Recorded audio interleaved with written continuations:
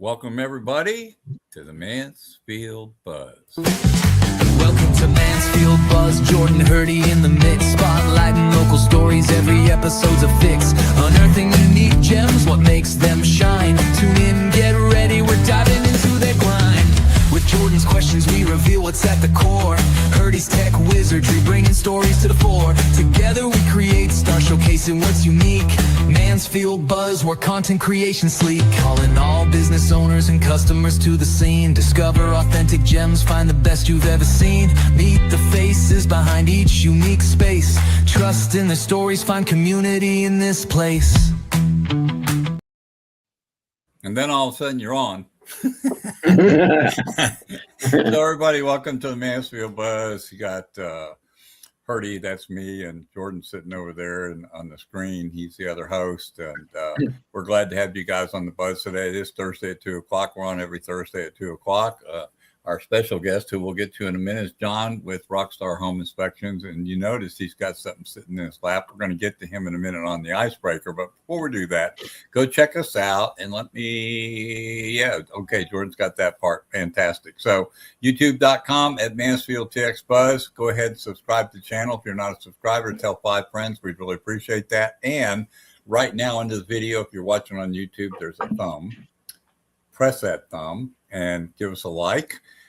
It's also streaming on LinkedIn and Facebook today. So we are in 3 destinations. We just like to push the YouTube one out because most people are familiar with YouTube and find it easy to get to a link and watch it. So there you go. So now with that said, Jordan, my goodness, we had a great coach on last week, Kelly, and Kelly talked about goals, and the whole show was focused on those goals. And so we're going to take just a short minute, do our rewind series, and play a little clip from her. Then we're going to start with John on his icebreaker and questions. So we'll be right back. Quick rewind, keep it tight. Highlights, prime to ignite. Catch the vibe, feel the rush. Previously on the Mansfield Buzz. I have a heretical question to the goal police. What if you don't like your goal? What if you said started on something and then you decide, yeah, you like this, like, wow, I don't like this at all. Like, Bye-bye. Is that allowed? I think that's a real question to ask. I do too. We can joke about it. Yeah, it's okay. Until you start on a path and start working towards it, you can't be 100% sure if it's really for you. So if you started and the actual experience and what you've learned about it along the way makes you go, ugh, no, this isn't what I thought it would be, then okay. That's an opportunity to learn more about what you really want. Mm-hmm. What did you like about it? What didn't you like about it? Well, so what would you do differently knowing that about yourself now?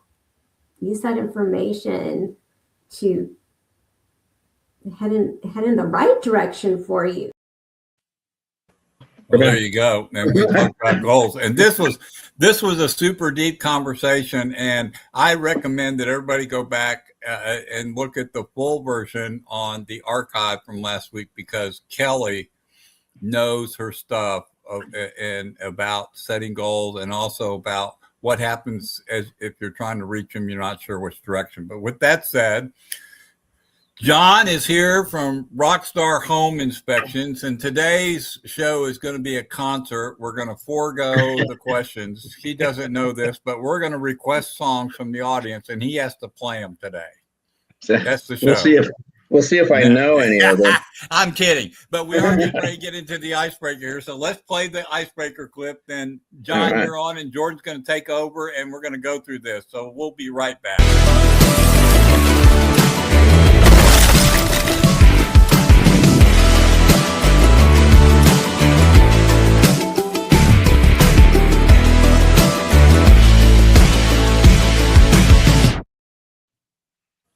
All right. As you Well- can see, John, so Jordan put a little guitar over there by Icebreakers. He pulled an icon, or somebody did, or whatever, but there it is, and it's really cool. We got That was really fun. good at this, by the way. So, okay, so Jordan, take over and let's make him play Led Zeppelin. Let's see. No. I know a couple Led Zeppelin songs. No, actually, I'm going to play a dedication here to the hurdy-gurdy man himself. Oh, okay, cool.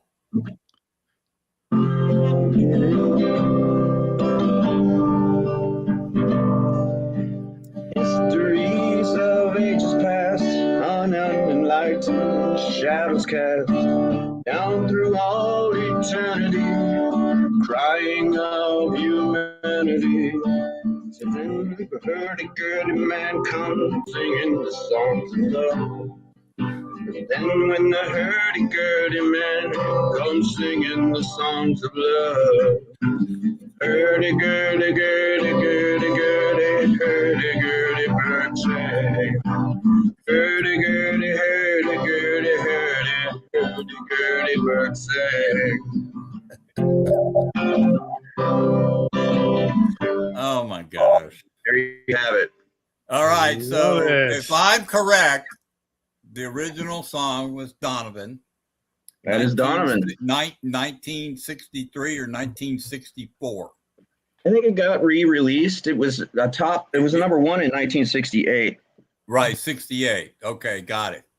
Yes, and I remember all my friends bringing in signs and putting little pieces of tape on me in high school and writing hurdy-gurdy man and slap me on the back like they're saying hi, and the back of my shirt had hurdy-gurdy man all over it on a piece of tape. So anyhow, That's great. it didn't ruin my self-esteem. No, actually, I'm sure it probably built it up a bit because you had your own song on the radio for weeks and weeks. That's correct. Yeah, how old were you? know, they really were the Beatles were in the studio, and they would riff off of each other, the Donovan and the Beatles, during that whole period when they were at the height of their popularity. That's Man, cool. I loved it. Right Must have been a cool environment to be in. Thank you for I can doing that. imagine. I could imagine. So Thank you yeah, for doing I that. really love that song, and whenever I see you, Hurdy, I always think of that song, just because it's just such an uncommon name, and it's pretty amazing in the world that you're just sitting in your chair watching a movie, having a cup of coffee, and you think, "Gosh, there's somebody right now thinking about my name and me in the world." What can I tell you? there you go, and there you have it. Welcome, John. Thank you, buddy. It's just for you. All right. Should we move into the questions? Let's go into it. Let's go into it. You've been here before, so we already tapped into your origin story. So this is, like the second movie. Now we're gonna try to make it better than Iron Man 2. I promise. So let's hop into the meat and potatoes and get a good storyline going. So, man, for the people that may not have watched that original interview with you, I mean, you're a home inspector. Yes, sir. This is like the brief Wikipedia article about it, right? So you're a home inspector. You, what was the tagline, Hurdy? You've been protecting homeowners from making stupid decisions for years. So I kind of took that. I worked with the home inspector down in Round Rock, and he's passed away, but he had a huge YouTube channel. His name was Charles Siller. And he worked on behalf of the homeowners. And his tagline was, "I've been protecting home buyers for over 30 years," because that's how long he was in the home inspection business. So that's where that came from. So it's an important business. That's the bottom line. That's what I was trying to get to. Absolutely is. Absolutely is. And it's case in point, they're the people that waive their home inspections just to get in the house. I think they probably deal with some of the worst buyer's remorse that you could have possibly imagined. Because you're going into a house sight unseen, and you have no idea what the actual history of that house is, and whether you can even believe the disclosure if you should get one. And the home inspection is really just your best shot at getting an idea of the condition of the house before you make that decision. Yeah. On top of that, the option periods have gone from like 10 to 14 days to like 2 to 3 days. And, that was established during the whole COVID debacle. There were a lot of buyers and low inventory. And so people were coming here from all over the country, buying houses without even knowing what they were getting into, driving up the prices. For the people that don't know we're echoing. For people that don't know what an option period is, could you walk us a little bit to what that is and why? Yeah, absolutely. An option period is basically a number of days that are set for a buyer to get all of their information together on the house. That's the home inspection. That's making sure you got your lending squared away, appraisals, your title company, your insurance. All of those things need to come together so that contract can be completed. And you certainly need a number of days to do that. Plus, it gives the buyer that little bit of cushion to sleep on the transaction, and decide whether or not this is really the right option for them at the time. So when you have 10 to 14 days, you have a longer period to get down to the meat and potatoes of the transaction and decide whether that's going to be good for you or not. When you shorten it to less than a week, you can imagine the rushed decisions that can result from that. So Jordan, let's get with John and take him from the top, because a lot of people, let's get in what it's like before the inspection and go down this list. Because I think if people can see this in a methodical sort of way, they'll kind of get why the importance of it. Is that good with you, John? I'm perfect with that. Okay. So we've talked, there's option periods before when you're, getting into the process, but what should we be doing before the inspection? And what's going to take us to the scenarios? Well, I mean, before what I would ask an inspector at any time, what exactly do you cover? I would find out what the inclusions and the exclusions of the home inspection actually are. Here in Texas, we have the Texas Real Estate Commission that basically sets a minimum standard for what an inspector is, supposed to do. Now, most of us are educated beyond that minimum standard. And so we try to provide a value above what the TREC standards of practice are. Some of us will throw in extra ancillary services just to, sweeten the pot. But they want to know, what's covered: the HVAC, the plumbing, electrical, the structure. Usually they don't include specialty checks like mold or radon, sewer lines, or pest infestations. Any good home inspector is going to make you aware if there's a evidence of infestation, but a lot of us, we charge an extra fee for, like, say, what they call a termite report. And the termite reports don't cover just termites. It's any wood destroyer that we're qualified to basically identify. If you see it. If we see it. And the same thing with gas line checks or pool inspections. Some of us, we carry around little infrared cameras so that we can see inconsistencies that might be going on behind the walls, whether with moisture or with lack of insulation. We all try to have extra skills in our tool set so that we have more to offer our clients. Some of us just go in there with a checklist, and I don't understand. I honestly don't understand that, how you can just have, like an automotive punch list. You would think, you need to have a little bit more thorough investigation than just checking boxes. Okay. And, especially when you're just checking the boxes. Is that something that, for example, like as a consumer, can somebody attend the inspection with you? Oh, absolutely. And as a matter of fact, if you ask the question, can I attend the inspection, and the home inspector tells you no, walk away from that guy.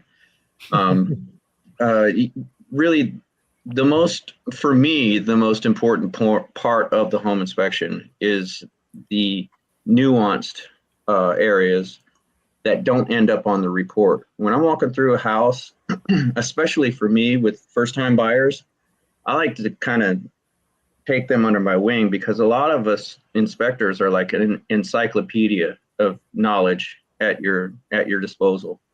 So you got me for that 3 to 4 hours. I'm going to walk you through the house, and I'm going to go, hey, that's an air filter. You're going to want to change that periodically. This is a water heater. It holds about 50 gallons of water. And there's, Texas has hard water, and that water heater is going to fill up with sediment. You're going to want to flush that once a year, and so I'm going to discuss these types of things, as well as, talk about some of the highlights and features of the house. If it's an older house and I notice that all the windows have been updated to, double pane thermal insulated windows, I want to make that known, because they're going to love hearing that.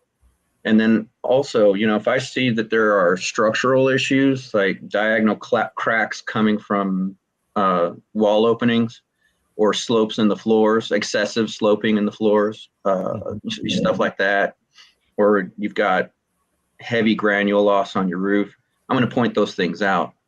And you get a lot more information out of me during the inspection than you do from just reading the report. Got you.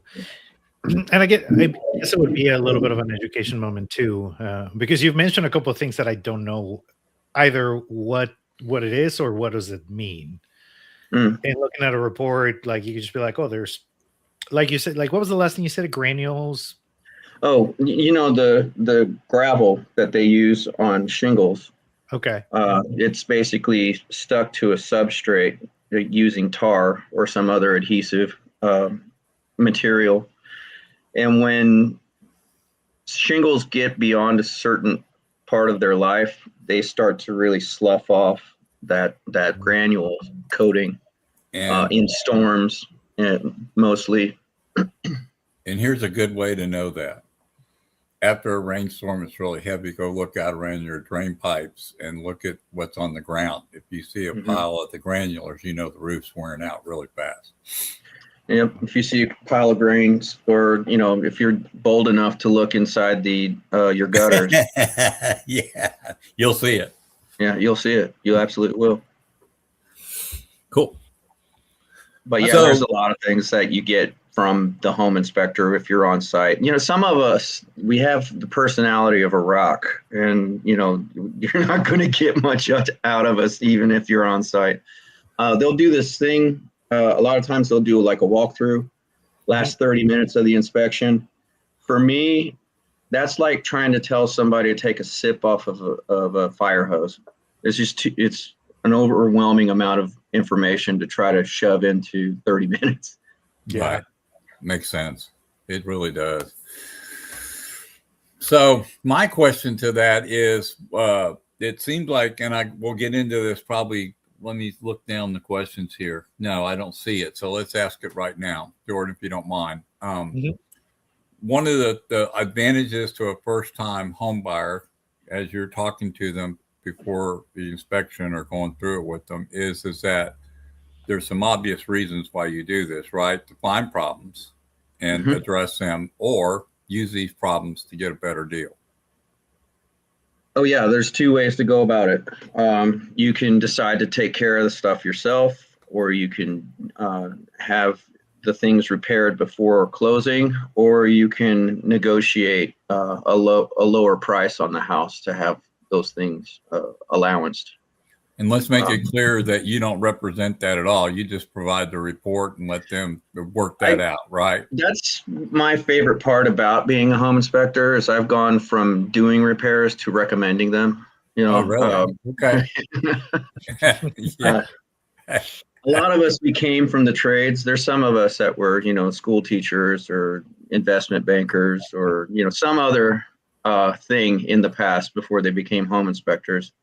One of the things when you're vetting a home inspector, you want to see if they've got a degree in, construction or, a degree of experience in construction or have an engineer's license, somebody who's actually knows how these things go together. And what load bearing tolerances should look like, and understand how homes function. If you're just getting somebody who's read a book, you're not going to get as much insight as somebody who's been dealing with homes most of their life, or most of their professional life anyway. Good to know.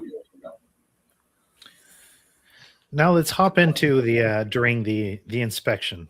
Let's walk us through that point. So, you're coming in, you're coming to check out the house. What is one of the ways you can walk us through major structure issues and cosmetic issues? Like sometimes stuff looks terrible and it's not that bad. And sometimes you don't even notice stuff and then could be falling apart. Oh, yeah. Good point, That is Jordan. so true. There's a lot of things that will tip you off.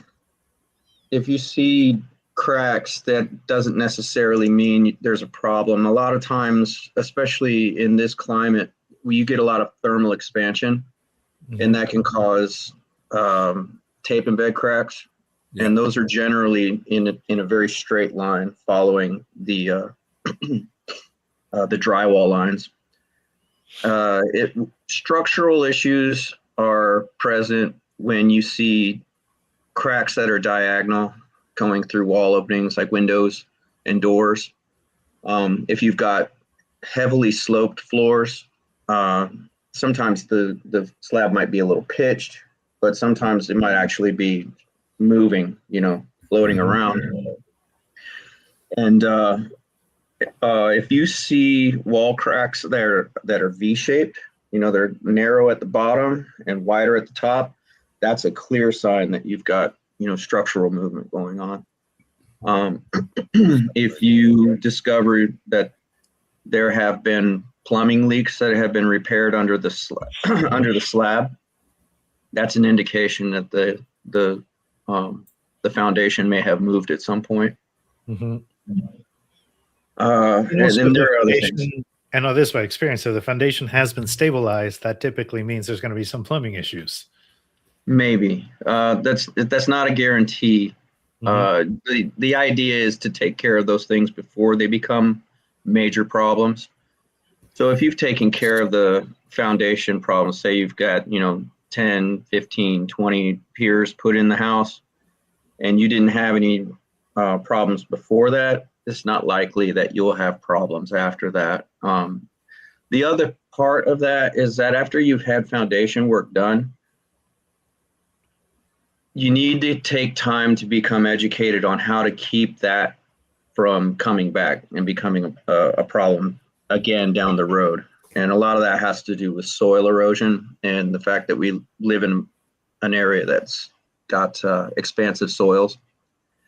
So having too much moisture in your yard is just as bad as not having enough moisture in your yard. If your ground is really dry and cracked and pulling away from your foundation footer by about an inch or two, that's allowing that foundation to move around. Same thing if you've got too much water, then you don't have enough support structurally from that soggy ground to keep that to keep that foundation from literally floating. Yeah. I when I think about that, my visual of that is you got this slab put in and a lot of people aren't from Texas that have basements don't realize this. When the house is on the slab, right? Imagine a slab, but imagine a gap creates because it dries up, right? You got a gap from the clay shrinking, and then it overrains and saturates and it pushes it up. So over a period of time, this thing's going up and down and up and down and real incremental, and it's going to wear it out. I don't think I know too many people that haven't had a foundation repair that's been in a house for quite a long time. Yeah. Oh, yeah. Am I right about that? Depends on where they built it. Right, and the period in which it was built. The older monolithic slabs don't have quite the structural integrity as some of the newer technology we have now. Okay. And we're still building pier and beam houses these days, but the technology has improved tremendously. So it's even better. Yeah. Yeah. But don't get it wrong. I mean, there's still no shortage of shysters out there, willing to, make it an easy buck. Mm-hmm. Yeah. Gotcha. What I tell people that are not from here, I just tell people live on giant concrete mud rafts. That's a house. Right. That's a good way. That's a good way to describe really it. Accurate. Yeah. That's really good. That's good. Yeah. But it is a problem in Texas, and especially a problem if it's built on pasture land, so it is something you have to learn how to maintain. That's a fact. True. Yeah. Generally, the fix is to use a sprinkler system around the foundation, and keep us. You only want to run those sprinklers maybe twice a week, unless it gets the conditions get really dry. Because again, if you have too much moisture, you're causing problems. Yep. Mm-hmm. You got to get the right balance. Mm-hmm. Another one that I want to talk about, because I guess to just kind of make it clear for people listening too, like one of the biggest points of having a home inspection is you're going systematically after common sources of problem, and you're also tackling some of the most expensive problems to fix. True. And that is what takes me to this next question, which are some of the most expensive things in the house. Yeah. Which is the roof, the HVAC, and the water heater. I mean, those three, imagine those three going out and just all at once. Yeah. You can imagine you just bought a money pit at that point. Yeah. Exactly. So a big question I want to ask you is, can you know how much longer does the roof, the HVAC, the water heater have? Is that something you can test?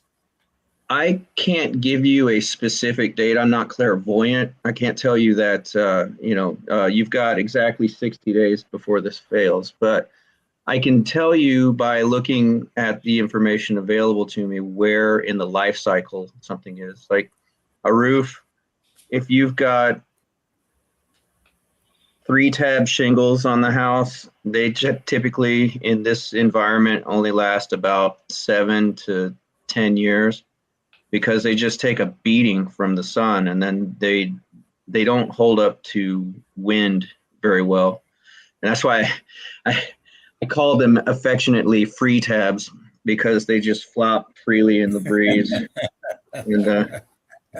And we are in an environment where it's pretty much required to use an architectural shingle that's a class 2 or class 3 or higher. Because it holds up to the extreme climate here, especially the hail. Yeah. Every spring you can expect, to get something. I've been lucky that the hail seems to miss my house very frequently. I've gone like 15 years without really getting hit by the hail too bad, but everybody around me gets it real bad. Jinx. Yeah, right. You just jinx yourself. That way, no. Probably be tomorrow. Yeah, we'll you know what? After the hailstorm, we're going to be like previously on the Mansfield bus. Said anything? Shout out to my homies at Core 4 Contractors. I'm going to need another roof inspection soon. But that being said, also with appliances like the HVAC. I can tell from reading the data plate when it was manufactured. And so I can tell you basically how long they will last with regular maintenance. Here's the key: maintain your stuff and they will last a lot longer than even the manufacturer warranty. I've made HVAC systems last 25 years or longer. You typically only get 15 to 20 out of it. The only reason why I had to replace my HVAC system is because I could no longer get the refrigerant for it. And that's true. So, that changes too. That's a big deal. They changed the patent, and that's another way for them to make money off of you. Hey, you've had your AC too long. Let's fix that. By the way, we have some archive shows on that, so go back. I'll bet you do. And the same thing with water heaters. Water heaters will last 10 to 15 years if you take care of them. But the key is taking care of it, flushing it annually to make sure you get the sediment out of it. And, because that sediment, it basically calcifies the anode that heats the water, and that'll cause it to fail. I've been called in the middle of a weekday because of that. You know, somebody moves in, and a week later their water heater fails. You know, and they hey, you didn't check my water heater. Yeah, well, yeah, I did. Yeah, I did. Look right here on the data. There, I'll have an image of the data plate and say, hey, look, it's over 10 years old, and you can tell by looking at it that it wasn't maintained at all. And so you're kind of on your own, pal. I did tell you, it's in the report. So, Jordan, I'm really curious about the next question because I have no idea what he means by this. We're going to find out. Yes. And as you're going around, please do elaborate when you please run into certain questionable smells, questionable stains, the SSS, the SSS, whatever that is. Especially when they're all coming from the same place, right? It happens. It definitely happens. If you have high amounts of moisture, it can. Let's just start here. Water is the number one destroyer of homes. It invites the secondary and tertiary destroyers of homes, that being fungi and termites, insects. There's more than one. But they all need moisture to propagate. So, and what I will do, or what we'll do, is we'll check out stains. If it's something, say they had a roof leak before they had the roof covering materials replaced, and they have a stain that's come back because they didn't replace the drywall or didn't stain block it properly, we'll check that out. We'll be able to determine relatively whether it's an active leak or a past leak. You'll see those types of staining on the attic framework as you watch how water travels down the path of least resistance. They'll leave mineral stains in the lumber. And if the moisture persists, yes, it will invite mold. It will also invite other wood destroying organisms. And those things, after time, they will leave an odor. Like I walked into a house that was basically left derelict, and as soon as I opened the door, the mold smell hit me in the face like a wall. And I was after that, I think that was after that, I became really, really sensitive to mold and fungi, because I got a really bad sinus infection after that. Yeah, it was no fun. But I mean, those things hit you, and you have to, I immediately went to engage with the PPE, and went through the house, and sure enough, there was mold and stains and active water leaks in that house, and they needed to be remediated before the problem got any worse. Man. Wow. Yeah. You find all kinds of stuff, and it's if a client catches it before you do, there's something wrong. So John, does a homeowner, let's say a homeowner's had commode break, water jumped out, flooded it, they had it completely restored back to normal. Does the homeowner still have to disclose that to in documentation, or is it considered fully back to normal and no issue?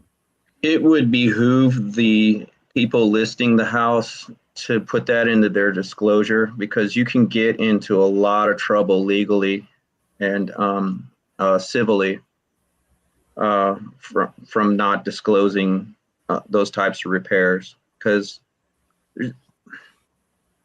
there's a lot of remediators out there, and I know a few of them that are really good, and I know a lot more that aren't that good, Okay. and some of them have some pretty big names. And there's always a chance that they may not have gotten everything out of the house, where as far as mold or other damaging items are concerned. Plumbing leaks can come back. They don't normally happen if you've got good technicians, good plumbers that take care of it right. But there's no guarantee. I mean, not having a plumbing leak today doesn't mean that you won't have a plumbing leak tomorrow.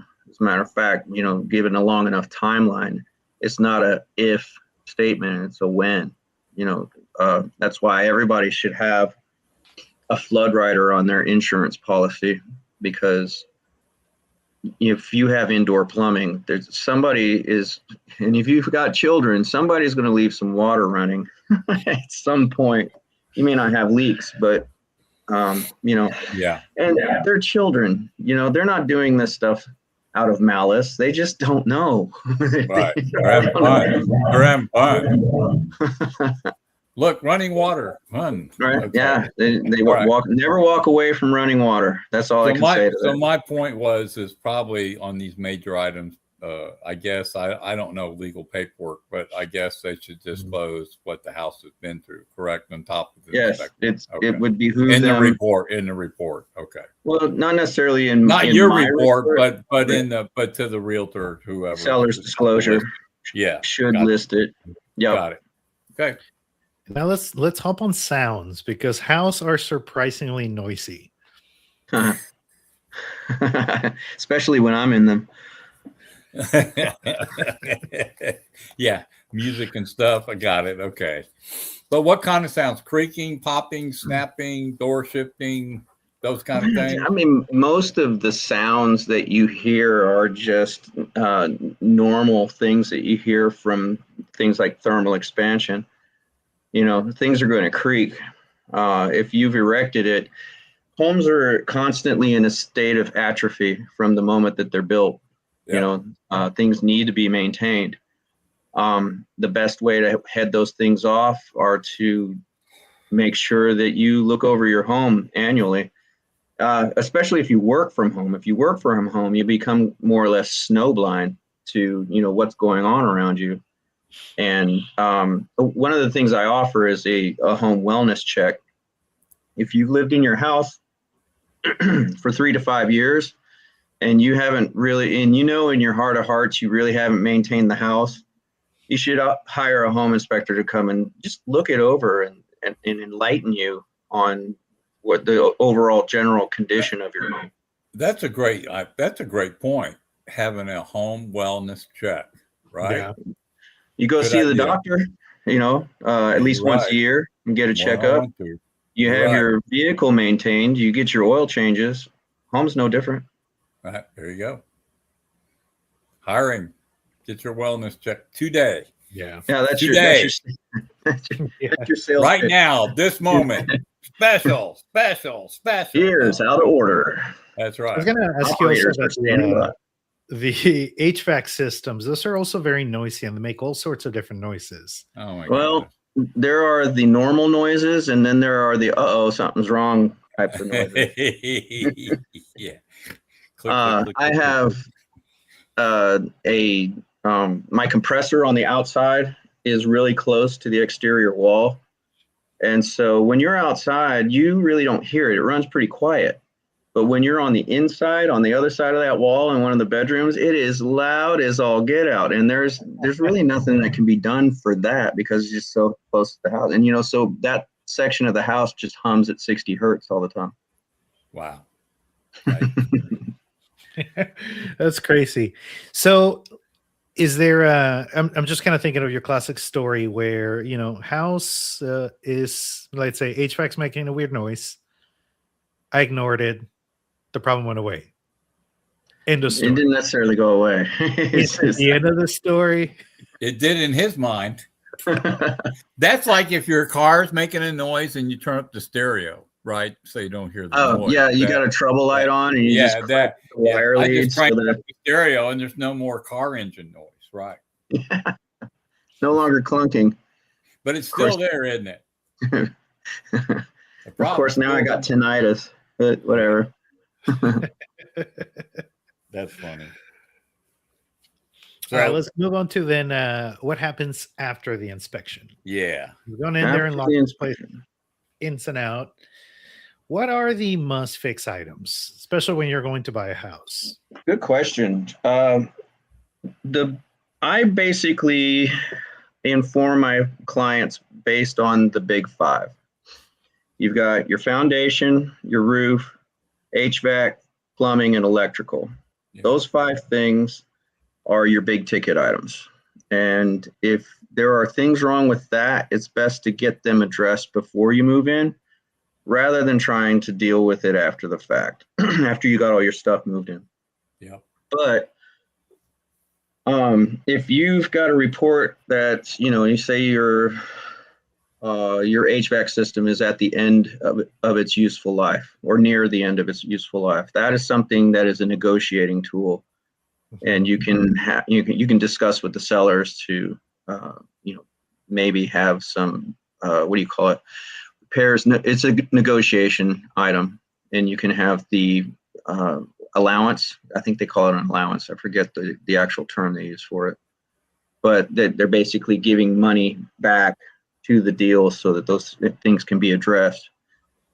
Now, largely everything beyond the main structural, foundation or the roof, something like that, most of that stuff's cosmetic. If those big 5 items are in great shape, they've had the foundation evaluated, the roof's been replaced within the last couple of years, the HVAC's brand new, the water heater was replaced a couple of years ago, all those things are taken care of, then you can worry about some of the smaller items, like there's a crack in the window, or there's the dishwasher needs to be addressed, or cosmetic things such as those. Those you can negotiate later. But if you've got one of those big 5, I wouldn't even worry about anything below those things too much. Those are your big negotiation items. Makes sense. Okay. Should we get a follow-up inspection by a specialist, especially if there's like some particular issue going on in one of those big 5? That's something that I think most inspectors will address. They, at least I do. I offer lower fees for re-inspections especially because I'm the person who did the initial inspection. If those things got repaired or replaced, whatever happens to be, they want to have it inspected again to ensure that those things were done properly and according to whatever codes or best building practices. And you want to have the person who found the issue make sure that the issue was addressed properly. Makes sense. Perfect. So, man, it seems like, Jordan, to me, that based so far till we get to the next question, is that especially in Texas, it sounds like, and I guess it's anywhere, that this home inspection thing, not only if somebody's a first-time home buyer or somebody's selling, right? It works both ways, right? Oh, absolutely. If you're selling, you want to know what needs to be fixed so you get the max amount of money. If you're buying, you want to know what money you're spending, you're maximizing, right, to get the best deal. So it works either way. And so it seems like to me that if I was to buy a house, I would trust the realtor report, but I would call you and I would get a second inspection. Do you understand? I don't think you can do enough. I think you need more than one. That's just an opinion. I would personally pay it out of my pocket to make sure that what I was reading was correct and true. Yeah, if you have, this is something I do as well. If you have a person listing the house, do a pre-listing inspection. That's great and all. Different inspectors look for different things. You know, we all have basically a minimum standard, but we have different backgrounds, different training, different ways of addressing things. And so, say somebody listed their house, they have a pre-listing inspection done. They take care of one or two things that came up on the report, and they just use the report as basically part of their disclosure. The buyer it's up to them to confirm whether those things that are on that report were either addressed or are actually there. And so, yeah, what you say makes absolute sense. If you have somebody list their house and they show you that report, great. Get your own inspection because you want the peace of mind. The peace of mind is something you really can't put a price on. But you'd like to be able to. Yeah. So, yeah. So you know what I mean by that. So it just seems like to me it's the right thing to do. I always believe second opinions are some of the most important things that we skip in life, right? Not only Absolutely. doctor, but just a lot of things. We take, for example, what we see to be true without verifying it. And I think that's so. If anybody's listening, the whole point of what I'm trying to get to is if you're in the process of buying and you've seen one report, why don't you go hire this guy and make sure he comes out and does his, so you can make sure you're all on the same page. That's my point. Right. No, it's certainly, you need a certain level of clarity, especially when you're spending $500,000 on a property. There you go. Yeah. And that's another thing I wanted to talk about too, is when looking at the report, like, can you explain that to us? Because I remember the inspection report on mine, and you know, I hadn't even thought about the pre-listing inspections, and you're looking at those, like some of that stuff is really hard to understand unless you know like how the language is used for them. Oh yeah, I totally understand that. Most people don't really get into the technical jargon of, you know, the trades or, you know, the things that go into the home. So it's up to me to more or less explain those things in layman's terms. Especially if you see something on the report that comes up because building codes have changed or standards have you know been changed. It's up to me to inform you whether that thing gets grandfathered. Do you know what grandfathering is? Yes. Can you define it for when somebody something who was built at a certain time in the past, if they sell it later and that code has changed, the grandfathering clause allows you to sell the home in the condition that it was when it was built. So Yes. they're not required to update their house. Now, somebody buys the house and they decide they want to update it, that's on them. It's not up to the seller to do that type of repair. Okay, gotcha. Wow. All right. So my next question is, since we're all carrying around phones today and we're kind of like these digital publishers, when you're in somebody's home and you see something to document, do you have to have a release form to take any of those photographs inside that home, or are you allowed to provide pictures of certain things? What I think you're asking is it okay for me to take pictures of what I'm inspecting? It's absolutely imperative that I'm able to take pictures of what I'm explaining. If I'm making a note, that's one thing, but a picture will give you a very vivid spectacle of the note that's being reported. I just didn't know if it was required by law for you to have some sort of release form that a homeowner has to sign. No, so there is a pre-inspection agreement that my clients are required to sign, but nowhere in there does it stipulate that I have to or am required to get permission to take photos. I'm being given permission to inspect the house through your agreement. Okay, And part of my I'm just curious. Yeah. Now that being said, I'm glad you brought that up because this, in the age of social networks, you can fall into some very dangerous, sketchy places by posting certain things online if you don't necessarily have in permission to post those things online. That is correct.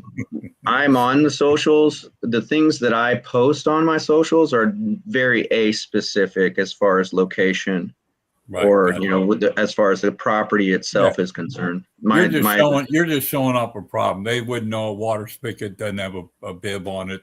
Could be anybody's house. They wouldn't know anybody thing. Yeah, right. Exactly. Could be anybody's house. Exactly. It could be your house. I'm not at your house right now, but just put your mind at ease. Could Are be you anybody's sure? house. Well, I'm sure. Totally knock sure. at my door. Hey, he's right outside the door. He's right there. How did he do that? He's still on the camera. Oh man. AI. You just blame it all on AI. It's trickery. This is all AI. Seriously, this is all AI. None of us are real. None of us exists. This is all Sora. Yeah, it's my digital avatar talking to your digital avatar. That's right. He's like, we're not even here right now. Jordan feedback loop of digital people. Jordan and I are working. Our audience is all digital avatars as well. Jordan and I are working on another project somewhere. We're getting back into the conspiracies again. Here we go. Stop it. Yep. All right. So what's the biggest red flag you saw today as we get closer to the end here? Jordan's going to wrap it up.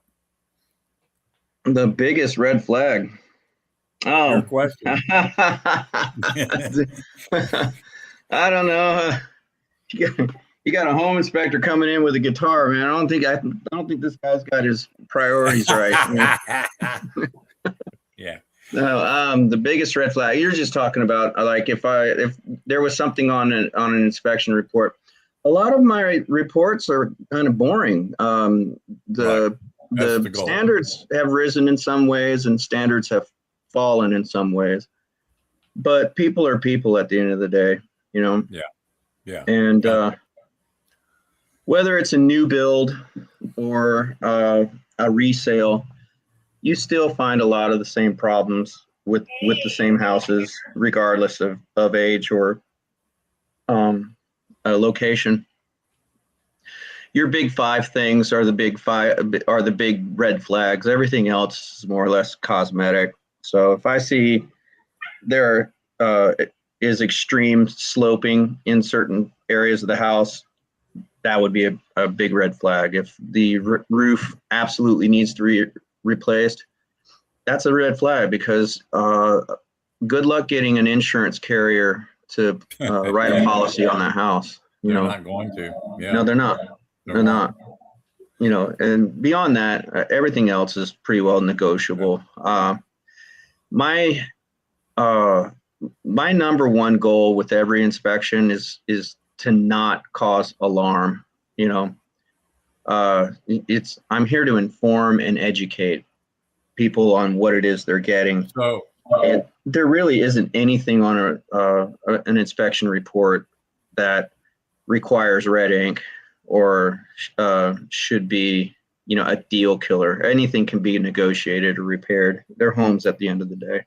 So you don't wear a helmet with a red flashing light on top. Every time you find something, you press a button. And woo, woo, woo. Oh, no, I got a minion for that. Okay, you got a minion for that. Okay, cool. So let's make sure this is you. I would imagine that people can find you right here at rockstarsinspections.com, correct? Yeah, I'm on all the socials. I'm on LinkedIn. I'm on TikTok, Facebook, YouTube, Instagram, you name it. I'm out there. Right. They can contact you on the website, call you, whatever it is. You were telling us right before the show, we were booking you in through the studio, and you were saying, guys, sorry, I'm here a little bit late. You just booked like 3 inspections, like right before we went live. Oh, that's no joke. No, I'm telling you, this show works. This show works. It was working before we. I have to agree with that. I was shocked, and within an hour, I'm I booked a commercial inspection, a residential inspection, and a termite inspection, all Good. within about an hour's time. So Yeah. I guess one thing we did bring up is the economy improves and we see these interest rates drop. People are going to start making moves to buy and sell. So I imagine you'll probably be pretty busy next year or so. Well, DFW is the hottest market in the nation right now. I read a report just a little bit early. No, it was yesterday. It was middle of the day yesterday. Dallas Fort Worth apparently is the hottest market in the nation right now, which kind of didn't really shock me, but at the same time, it's kind of exciting to read. You're like, ooh, that's good, and I'm not the only one saying this. I get a lot of feedback from a lot of realtors, a lot of lenders, more than a couple title companies, and everybody's excited this spring. And I have to say I'm pretty excited too, because I'm I'm booking up. So just keep that in mind. We're glad to have you, and thanks for filling in today. It was great. And guys, just to let you know, next week, Jordan doesn't know this yet, but next week it is going to be Jordan and Hurdy. I'm going to be the guest. I'm going to be asking him questions. He has really been diving into this video stuff in AI. And he has so many cool things to offer businesses right now that even to the point where he's got to explain it to me. That's how deep he's gone, or as we say, off the cliff. Okay. But told you, I'm not here.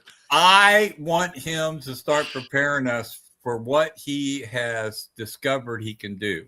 Jordan, are you open for that? Because I just think it's fascinating. And even if we can pull up some samples and stuff would be great. But I'm going to be kind of interviewing Jordan next week on what he's discovered in this publishing world with video, because he has explained it to me last week. And I'm sitting here going, okay, I understand this stuff. And I'm going, he's going to have to show me what he's working on. Jordan, you okay with that? I'm totally okay with that. All right. Then on March 16th, we've got, you kind of can't see it, Tom Stevenson's going to be our guest. He's throwing exotic military vehicles, cars, trucks, motorcycles, and it benefits veterans. We're going to talk to him. He's going to give us 10 questions he wants to ask. This comes up in April. May 16th, and we're going to start publicizing it on our show on March 16th. So on the Buzz next week, Jordan is going to be interviewed by me. He's going to send me the top 10 questions he wants me to ask about this stuff he's doing on AI, and I'm going to lead him down the path of craziness to explain to the world what he's discovered, and it is freaking amazing. It's amazing. So you guys got to come back and join us next week. And Jordan, I hope you don't mind me putting you on the spot. Oh, no, that'll be fun. I like being on the spot. That's right. And John, thank you. Thanks for the Hurdy-Gurdy Man song. My pleasure to be here. You guys are awesome. And you're my biggest point of engagement on YouTube, by the way. Really? Yeah. Really? I don't watch every. I can't always watch it when the show's aired. But I see them in the evenings. And you do know that you could click the you could go to our channel and click save underneath the video and actually add it to a playlist on your YouTube channel. Did you know that? That's super cool. I will have to show you how to do that. And we got a final comment before we get off the air here. It is, let's make this person famous. This was a great stream. Glad I could watch it. Well, you know what? Thank you for watching it. We appreciate that. And it's always good. I will tell you, we always have more on demand because people watch it on their own schedule. So, Jordan, any final thoughts, sir? I do have a question that's been gnawing at me that I want to ask the expert. John, what is the biggest source of trouble? Shoddy building practices or poor home maintenance? Ooh. 6'7".